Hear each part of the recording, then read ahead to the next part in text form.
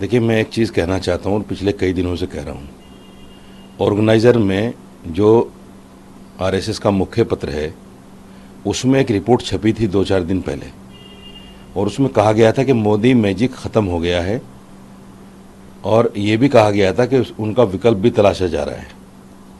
उसी दिन जो है सीएम योगी का बयान आता है एएनआई को इंटरव्यू देते हुए कि साहब, मस्जिद को मस्जिद कहना फसाद हो जाएगा, और दीवारें चीख कर कह रही हैं कि ये मंदिर है, त्रिशूल कह रहा है कि मंदिर है, फला चीज़ कह रही है कि ये मंदिर है। सीएम योगी चूँकि एक संवैधानिक पद पर हैं, उनका इस तरह से खुले में एक बयान देना कि साहब ये मंदिर है, ये कहीं ना कहीं 2024 को दर्शाता है। इसलिए मेरा मानना ये है कि 2024 से पहले पहले ये लोग ज्ञानवापी मस्जिद को वाया कोर्ट तोड़वा देंगे। सुप्रीम कोर्ट ने 1 हफ्ते का समय दिया है अपनी पूरी रिपोर्ट सबमिट क्रिया है, इसका कोई आधार विधार नहीं है। जब हम चीख चीख कर कह रहे हैं, सारे सबूत मौजूद हैं कि ये अकबर के ज़माने की मस्जिद है, लेकिन फिर भी वही झूठ जैसे बाबरी मस्जिद में बोला गया था कि साहब मंदिर तोड़ के मस्जिद बनी है। हालांकि सुप्रीम कोर्ट ने बाद में कहा कि मंदिर तोड़कर मस्जिद नहीं बनी, हमें ऐसा कोई अवशेष नहीं मिला।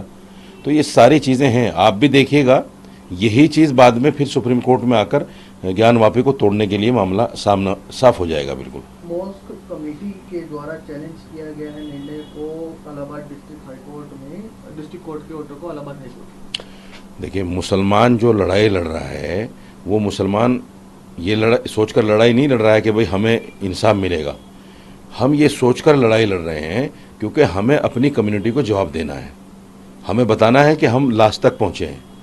हमने हर जगह उसको चैलेंज किया है, सिर्फ हम अपनी जवाबदेही के लिए ये सब कुछ कर रहे हैं। लेकिन हमें पता है कि ये मस्जिद टूटेगी, और 2024 से पहले सीएम योगी को ये प्रोड्यूस करेंगे मोदी की जगह, और फिर उस पर इलेक्शन होगा। अंजुमन इंतजामिया मुजई के समय में ज्ञानवापी मस्जिद के पास में जाकर ये लोग दोबारा से जो घाव भर चुके हैं उन्हें कुरेदने की कोशिश है। जाहिर बात है भाई, अगर आपको तोड़ना है, आपको तो मस्जिद तोड़ने की प्रैक्टिस है। 1992 में आपने, हालांकि कोर्ट में केस था बाबरी मस्जिद का, 1992 में तोड़ दिया आपने बाबरी मस्जिद को। और उस वक्त में बीजेपी गवर्नमेंट थी, कल्याण सिंह सीएम थे, उन्होंने बाकायदा हलफनामा दाखिल किया कोर्ट में कि साहब मैं मस्जिद को टूटने नहीं दूंगा, लेकिन टूट गई। तो बीजेपी के होते हुए मस्जिद को कौन बचा सकता है? एएसआई या कोर्ट जितने भी हैं, ये सब ऐसा देखा जा रहा है कि जैसे सरकार के इशारे पर काम कर रहे हैं। जी ने अपनी बात करते हुए कहा कि common Kashmiri is not bound anyone, दिक्कत ना हो, किसी भी कॉमन कश्मीरी को कोई दिक्कत नहीं होगी। 4 साल पूरे हो गए हैं सर आर्टिकल 370 को हटाने। 4 साल पूरे हो गए।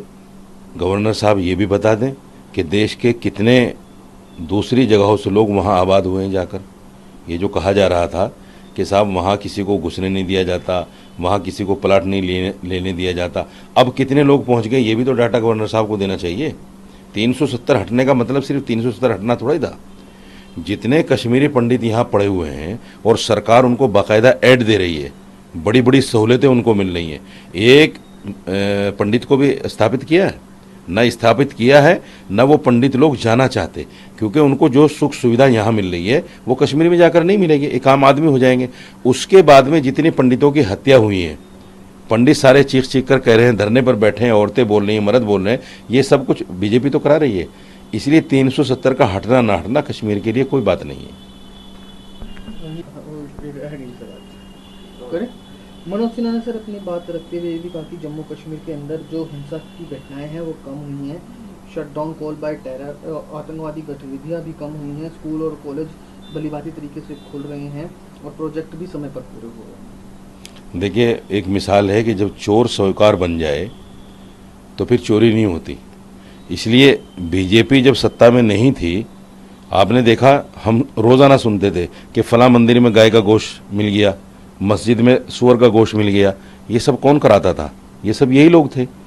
इसलिए सत्ता में आने के बाद में ये लोग खामोश बैठ गए। इसलिए टेररिज्म की जो घटनाएं बताते हैं वो खुद ही ऑटोमेटिक कम हो गई। कितने आरएसएस के लोग, बजरंग दल के लोग आईएसआई के संबंध में पकड़े गए हैं, आप उनका अंदाज़ा लगा लीजिए। जो बड़े बड़े पदों पर हैं, यानी डीसीपी तक पकड़े गए हैं इस मामले में कि वो खुफिया तंत्र जो है, खुफिया जानकारी पाकिस्तान को पहुंचा रहे हैं। तो ये सब वही लोग हैं। इसलिए वहाँ अमन होना, इसका मतलब ये नहीं कि 370 हटी है तो अमन हुआ है।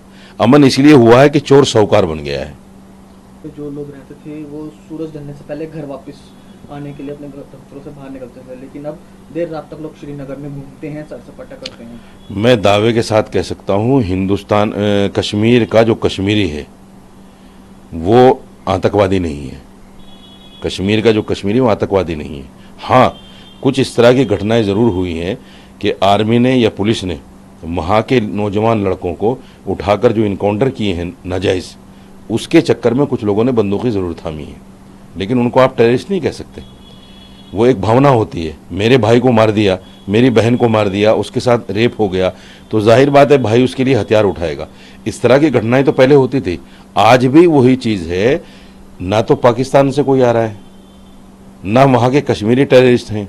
फिर ये रोज़ाना जो इनकाउंटर हो रहे हैं और उसमें हमारे जवान शहीद हो रहे हैं। सबसे बड़ी बात, जब ये लोग पुलवामा में इतना बड़ा हमला करा सकते हैं कि 40 हमारे जवानों को शहीद करा सकते हैं, तो इनके लिए इक्के दुक्के लोगों को मरवा देना, इनको ख़त्म करा देना कोई बड़ी बात थोड़ी है। काफ़ी गंभीर आरोप लगा रहे हैं आप कि एलजी का क्या, वहाँ पर डर का माहौल ख़त्म हो गया। मैं नहीं लगा रहा हूँ, ये सत्यपाल मलिक जो गवर्नर थे, एक्स गवर्नर हैं, उन्होंने सारी बातें कही हैं पुलवामा को लेकर। तो ये मेरी भाषा नहीं है, ये सत्यपाल मलिक की भाषा है।